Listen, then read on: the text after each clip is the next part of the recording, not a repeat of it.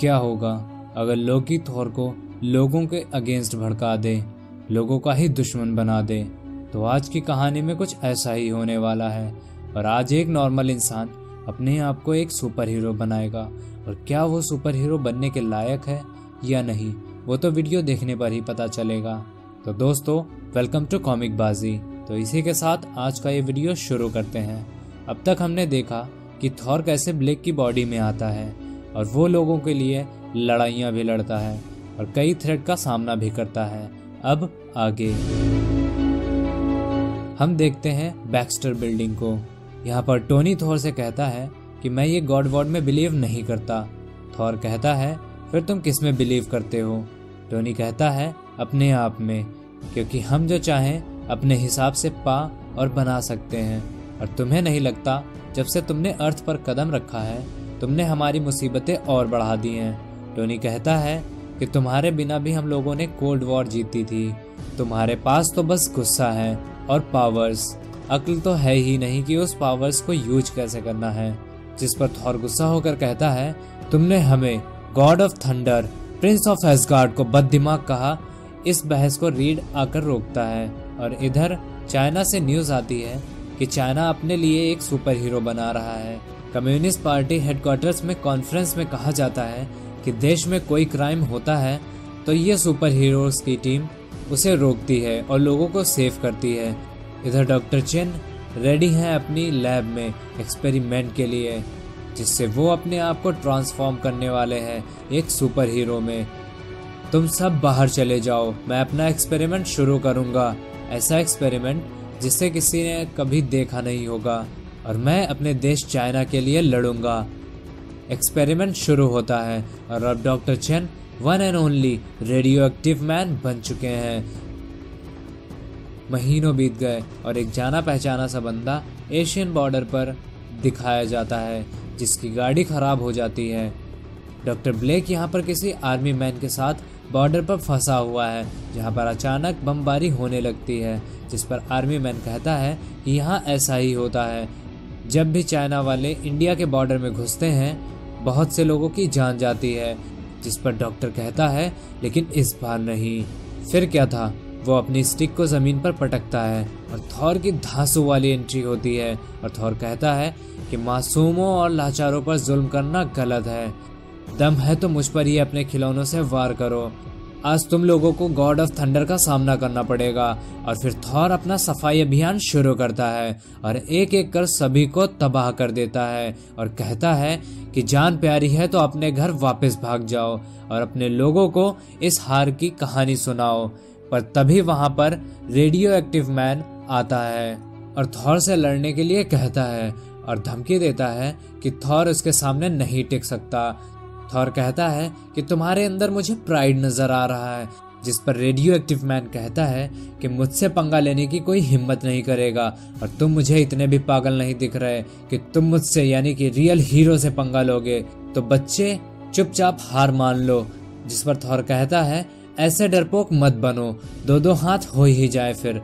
Radio active man कहता है कि मेरा बॉडी स्ट्रक्चर अनस्टेबल है, जिस पर तुम्हारा थंडर मुझे कुछ नहीं कर सकता। मैं न्यू टेक्नोलॉजी से बना हूँ और तुम मुझसे नहीं जीत सकते हो। और वो थॉर को पटक देता है। रेडियो एक्टिव मैन कहता है कि थॉर अपना हैमर छोड़ो और अपने सबसे बुरी मेमोरी बताओ। और थॉर खो जाता है अपनी एक पुरानी मेमोरी में, जहाँ पर ओडिन थॉर से उसका हैमर लेते हैं और कहते हैं कि तुम इस पावर्स के लिए लायक नहीं हो, क्योंकि तुम्हारे एरोगेंस की वजह से तुम एसगार्ड की ग्लोरी को खत्म कर रहे हो, यहाँ पर लाशों के ढेर लगा रहे हो। क्या तुम कभी ये खून साफ कर पाओगे जो आज तुम्हारी वजह से यहाँ पर फैल रहा है? नहीं थॉर नहीं, तुम नहीं कर सकते, तुम इस पावर के लिए लायक नहीं हो। थॉर कहता है कि पिताजी आखिर लड़ना ही तो एक योद्धा की पहचान होती है। ओडिन कहता है नहीं, यहाँ एसगार्ड में नहीं, हम शांति चाहते हैं, इसलिए तुम्हें यहाँ से जाना होगा। थॉर कहता है कि नहीं पिताजी, ऐसा मत कीजिए, मुझे एसगार्ड से मत निकालिए। पर हम ये क्या देखते हैं कि थॉर अब ब्लेक की बॉडी से जा चुका था।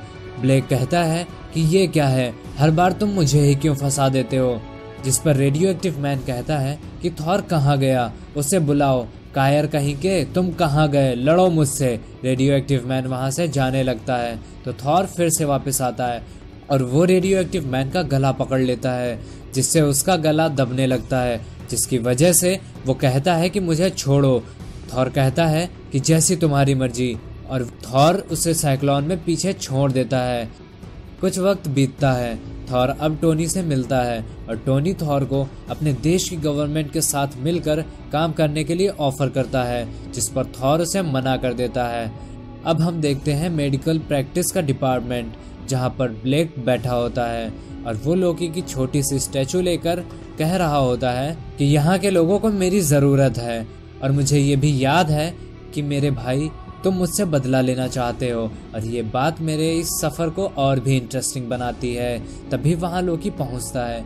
थॉर, तुम नहीं जानते कि मुझे अपने आप को इतना चालाक बनाने में कितना वक्त लगा, पर मुझे तुम्हारी इस स्टिक की कहानी के बारे में सब पता है, पर यहाँ मैं सिर्फ तुमसे बात करने आया हूँ और तुम बाहर आओ। लोकी ब्लेक की स्टिक उसे वापस कर देता है और फिर वहाँ पर थॉर आता है। थॉर लोकी से कहता है, तुमने मेरे सामने आने की हिम्मत कैसे की, और मुझे एक रीजन बता दो जिससे मैं तुम्हें छोड़ दूं। लोकी कहता है कि मेरे भाई, ये सब मैं नहीं चाहता था, पर तुम मुझे बताओ कि तुम्हें और मुझे दोनों को एक साथ सजा मिली थी अपने एरोगेंस की वजह से। हमारे पिता ओडिन, जिन्होंने हमें वहां से निकाल दिया, वो भी तो एक एरोगेंस ही था। थॉर कहता है कि तुम्हें क्या पता भाई कि एसगार्ड में तुम्हारे बारे में क्या क्या कहानियां चल रही थीं, जिसकी वजह से पिताजी ने ऐसा किया। पर लोकी ने थॉर को ओडिन के खिलाफ भड़काया और थॉर पर स्पेल का यूज करके उसे अपने कमांड में ले लिया। अब थॉर वही कह रहा था जो लोकी चाहता था। अब जब थॉर लोकी की कमांड में है तो इस दुनिया को कौन बचाएगा, और थॉर अर्थ पर तबाही मचाने के लिए और सुपर हीरोज को एक धमकी देता है कि प्रिपेयर हो जाओ। तो आज का ये वीडियो यहीं पर ख़त्म होता है। अब थॉर क्या तबाही मचाएगा, और क्या सुपर हीरोज थॉर का सामना कर पाएंगे, और क्या लोकी अब अपने काम में कामयाब हो जाएगा? इन सभी क्वेश्चंस के आंसर जानने के लिए बने रहिए कॉमिक बाजी के साथ। और अगर आप इस चैनल पर पहली बार विजिट कर रहे हैं तो इस चैनल को सब्सक्राइब कर लें। तो मैं चलता हूँ और मैं फिर जल्द ही वापस आऊँगा। तब तक के लिए अपना और अपनों का ख्याल रखें। Bye bye.